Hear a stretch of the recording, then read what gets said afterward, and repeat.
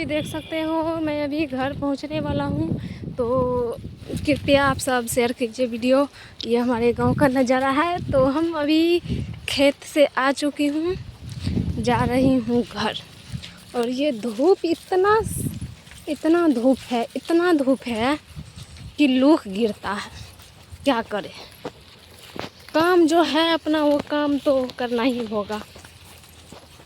देखिए धूप तो बहुत तेज़ है। आप सब शेयर कीजिए। मेन रोड पहुंच गई हूँ और देखिए धूप में हालत ख़राब हो गया। ये देखिए हमारे गांव का नज़ारा। लगभग आ चुके होगा। धूप तो लगा हुआ है बहुत।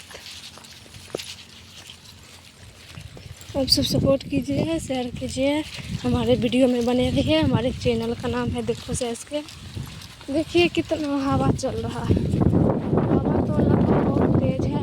इतना हवा में आग भी लग गया है एक घर में गंज पर। तो हाल फिलहाल मैं भाग चुकी हूँ, तो अब घर पहुँच गई हूँ। चलिए मैं आपको दिखाने वाली हूँ, देखते चलिए।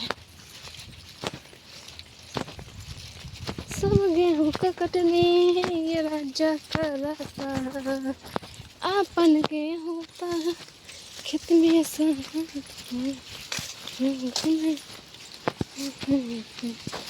वहाँ पर देखिए हम लोग का बकरी रहता है।